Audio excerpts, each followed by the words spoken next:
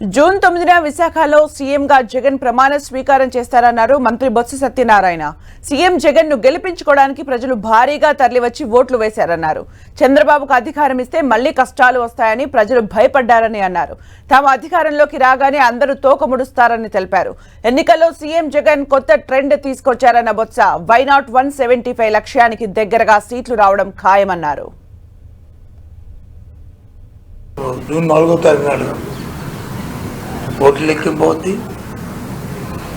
June 9వ తేదీ నాడు విశాఖపట్నంలో మళ్ళీ గౌరవ ముఖ్యమంత్రిగా, ఈ రాష్ట్ర ముఖ్యమంత్రిగా ఆయన ప్రమాణ స్వీకార మహోత్సవం అంగరంగ వైభవంగా విశాఖపట్నంలో జరుగుతున్న విషయాన్ని, ఈ నేపథ్యంలో టెంటివ్గా జరుగుతున్న విషయాన్ని మీ ద్వారా తెలియజేస్తున్నాం.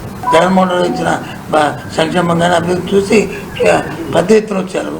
జగన్మోహన్ రెడ్డి లాంటి వ్యక్తి కానీ నాయకుడు కానీ లేకపోతే మళ్ళీ మనకు కష్టాలు వస్తాయి, మళ్ళీ మనకు జన్మభూమి కమిటీ వస్తాయి, మళ్ళీ అవినీతి వస్తుంది, మళ్ళీ మధ్యవర్తులు వస్తారు, మళ్ళీ దోపిడీ జరుగుతుంది, మళ్ళీ పెద్దవాడికే అవకాశం వస్తుంది, అవినీతి పడికే మళ్ళీ ముందుకు వస్తాడు అనే దాంతో ప్రజలు ముందుకు వచ్చి అంత వేశారు.